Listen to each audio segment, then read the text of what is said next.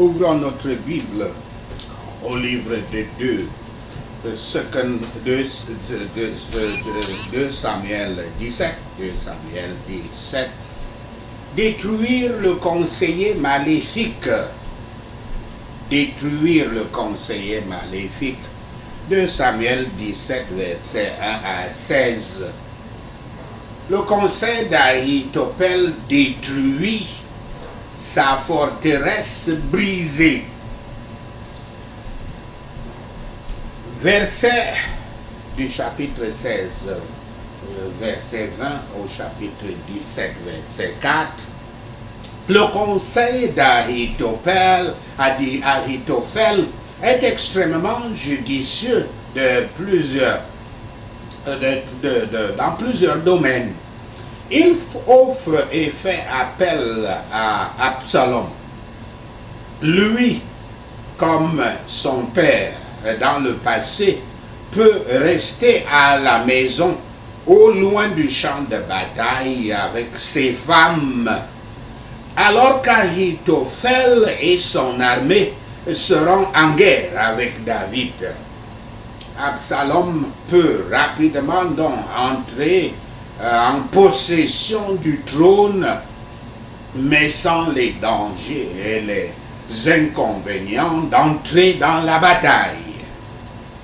Comme incitation supplémentaire, Absalom peut jouir des femmes de David d'une manière qui sera rapportée à David de façon à faire mal et à humilier son père. Selon le plan d'Ahitophel, seul David, l'ennemi réel d'Absalom, sera tué. Dans certains de nos jours, ou bien lors des guerres récentes, il parle que dans un tel cas de frappe chirurgicale, qu'ils iront en guerre et qu'ils tueront exactement la personne qu'ils désirent et ne toucheront pas les populations. Ce qui est généralement un mensonge, nous l'avons vu en Irak. Ahitophel propose une victoire rapide et facile pour Absalom. Ce plan est presque trop bon pour être vrai, mais Absalom, comme son père d'ailleurs, croit qu'Ahitophel parle judicieusement. Le fait était que le plan aurait effectivement pu bien marcher. Mais Yahweh avait d'autres plans pour David et pour Absalom. Ces plans se déroulent à travers les amis de David, Hushai, Zadok et Abiathar, et leurs fils Ahimaaz et Jonathan, la femme d'un fermier à Bahurim et un certain nombre d'autres amis fidèles et d'autres amis et partisans fidèles de David. Hushai conteste les hypothèses sur lesquelles s'appuient les plans d'Ahitophel. Il propose un plan très différent. Hushai insiste sur le fait que Ahitophel a dangereusement diminué David et sa capacité à se défendre lui-même ainsi que son royaume. Hushai rappelle à Absalom et aux anciens il rappelle à Absalom et aux anciens d'Israël le genre d'homme que David est. Il n'est pas d'un mental faible, mais plutôt un guerrier coriace et expérimenté. La rébellion d'Absalom ne briserait pas l'esprit de David, elle le rendrait plutôt agressif. David va se battre follement et se battre prêt Il est prêt, il sera prêt à se battre. Ce fut en effet merveilleux de la part de la divine providence qui aveugla l'esprit d'Absalom et influença son cœur, de sorte qu'il ne pouvait pas faire confiance au conseil d'Ahitophel. Et il appréciait plutôt le conseil de Hushai. Mais nous ne pouvons pas contester avec Yahweh qui peut armer un homme contre lui-même et le détruire par ses propres erreurs et ses passions. L'ancien conseil d'Ahitophel qu'Absalom devait dormir et devait coucher avec les concubines de son père était royalement suivi parce que Yahweh avait l'intention de corriger David. Mais son dernier conseil n'avait pas été suivi parce que Yahweh n'avait pas voulu détruire David.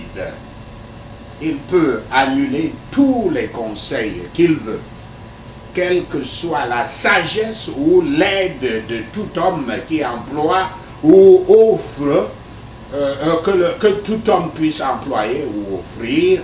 Le succès est seulement de Yahweh et qui ne laissera pas son peuple périr.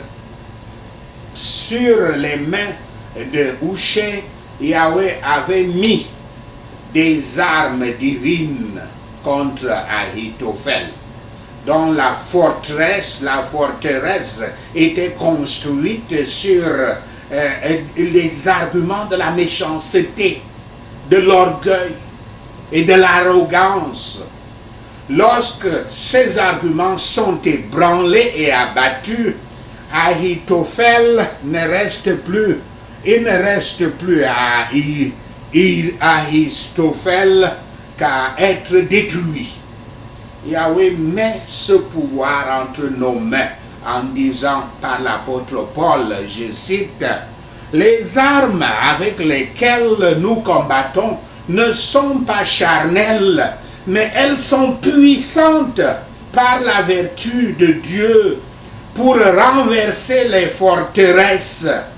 Nous renversons les raisonnements et toute hauteur qui s'élève contre la connaissance de Dieu et nous amenons toute pensée captive à l'obéissance de Christ. » Fin de citation. Citation de 2 Corinthiens 10, versets 4 à 5. Hushai démontra un bon exemple du fait que, je cite, « Nous n'avons pas à lutter contre la chair et le sang, mais contre les dominations, contre les autorités, contre les princes de ce monde, des ténèbres, contre les esprits méchants dans les lieux célestes. » Fin de citation. Citation d'Éphésiens 6, verset 12.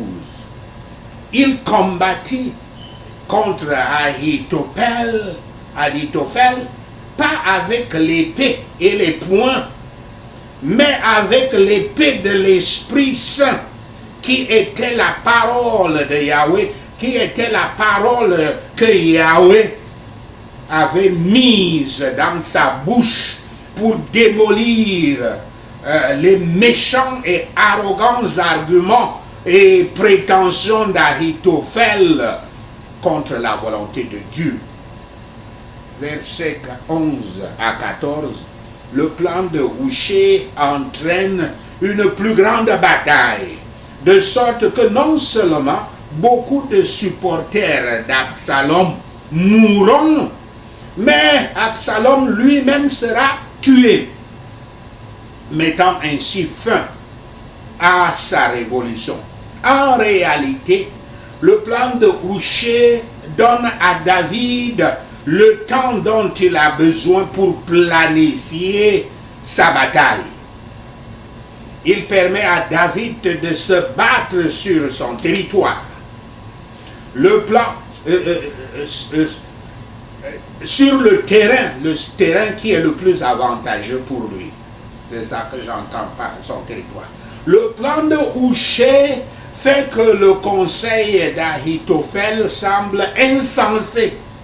Et c'est exactement ce sur quoi David avait prié dans 2 Samuel 15, verset 31. Cela entraîne la délivrance de David et la défaite de ses ennemis. 2 Samuel 17, verset 22 à 29. Ahitophel se pend. Absalom poursuit David. Verset 23.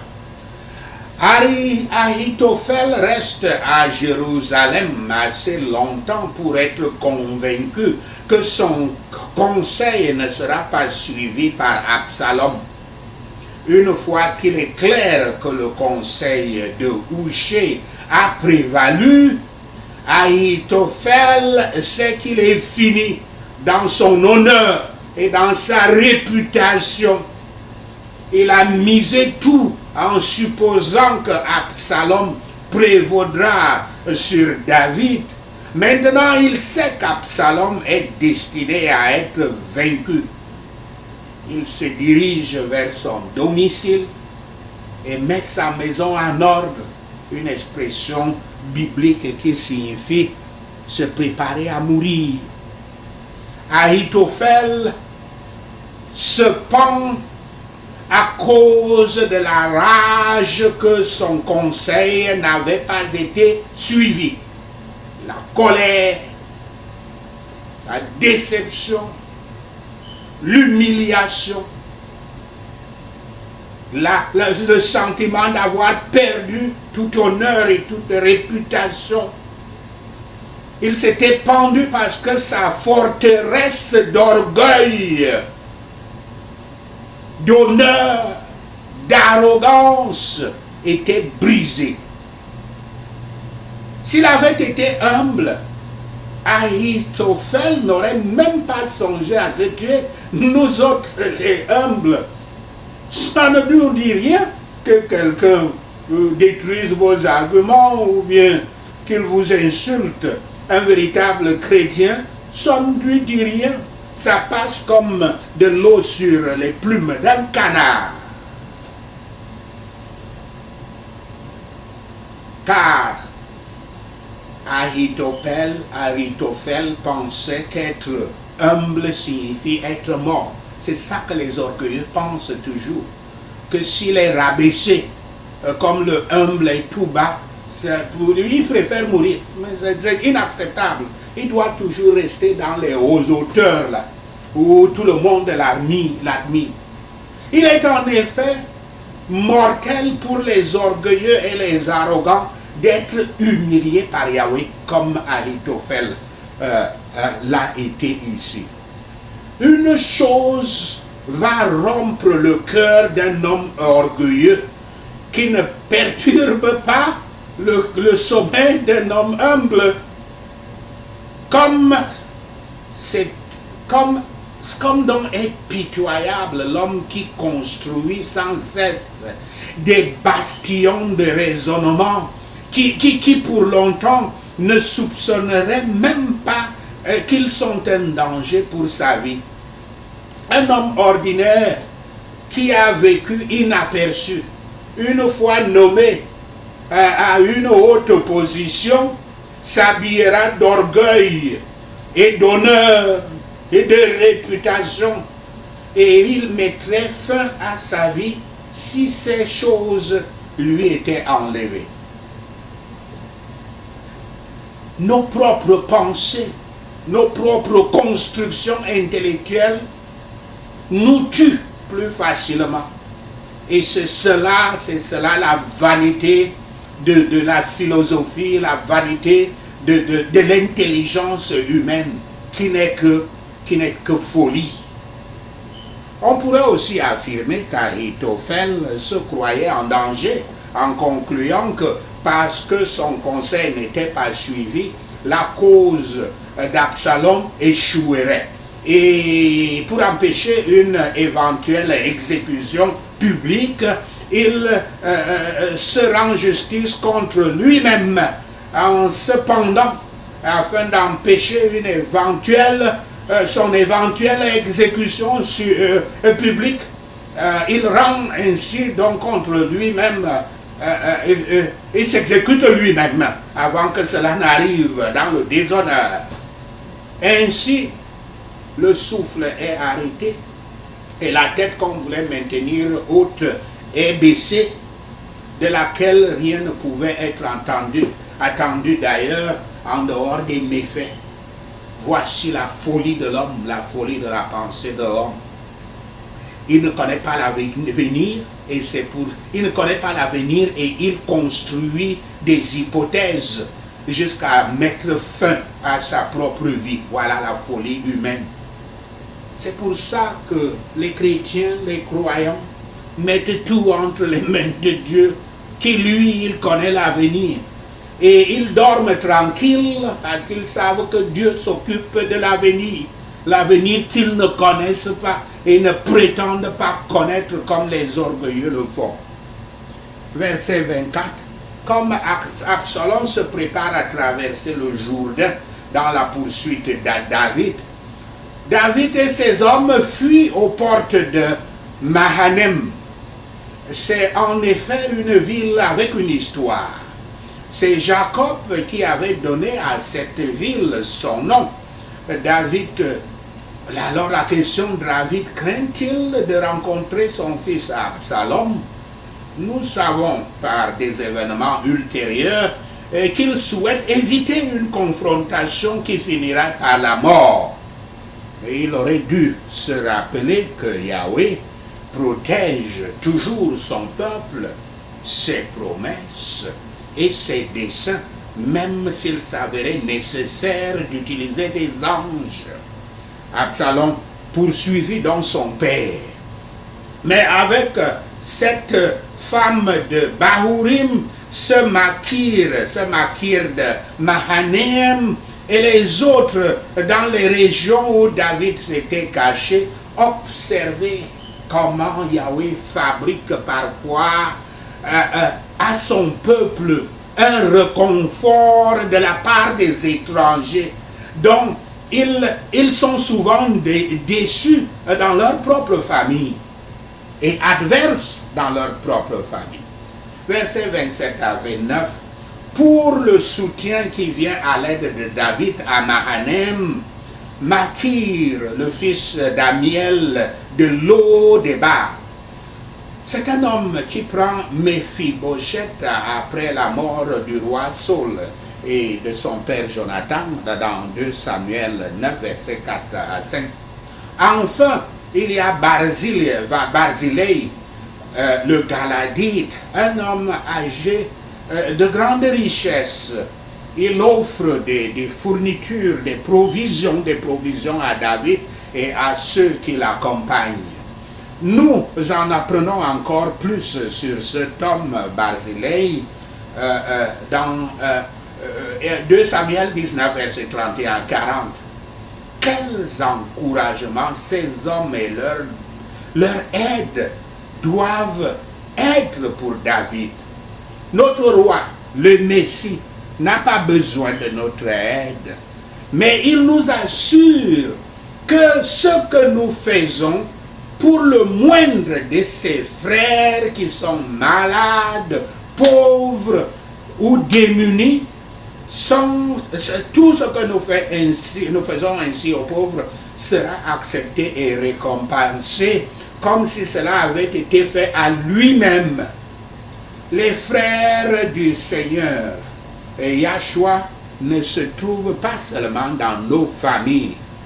Sachez cela et le Seigneur Yahweh vous bénira. Prenons ces points de prière. Prions contre les forteresses spirituelles. Père Yahweh, arme tes ennemis contre eux-mêmes et détruis-les par leurs propres erreurs et conseils au nom de Yahshua le Messie. Tout conseil maléfique par lequel l'ennemi me manipule maintenant, Yahweh Shaphat, notre juge, annule-le au nom de Yahshua. Contre mes ennemis, construisant des bastions contre moi. Yahweh Shaphat, mets tes armes dans mes mains au nom de Yahshua. Tout bastion contre le Christ dans ma vie, je démolis tes arguments et tes pensées par les armes divines au nom de Yahshua.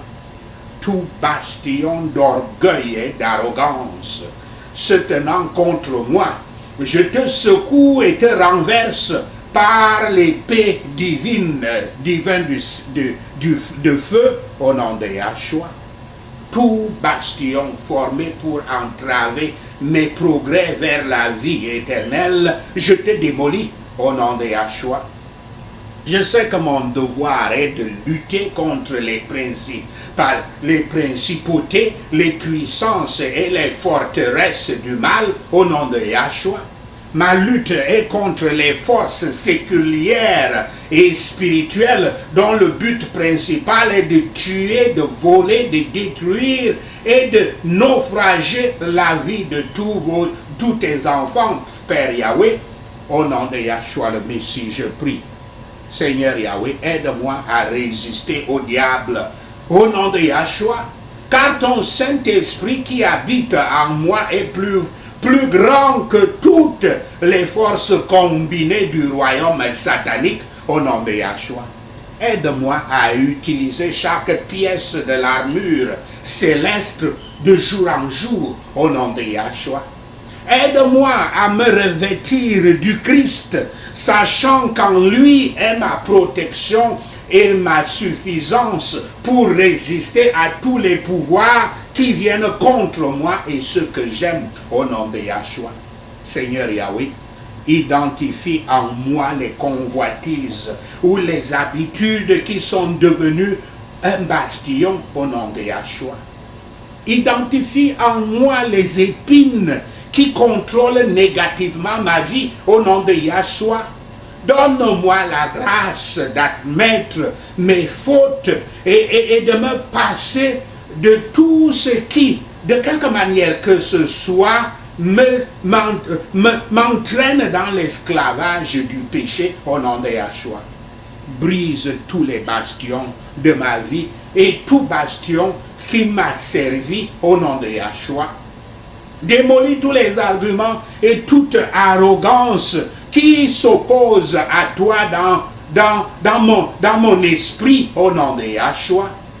Toi, ce conseiller maléfique, je te frustre et je te pends, va te pendre au nom de Yahshua.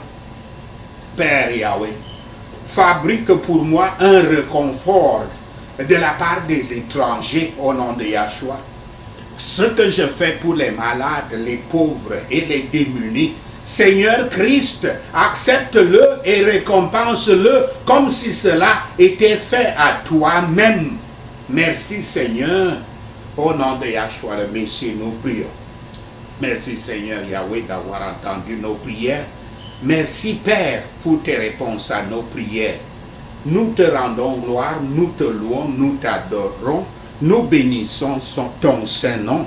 Au nom de Yahshua le Messie, nous prions. Amen.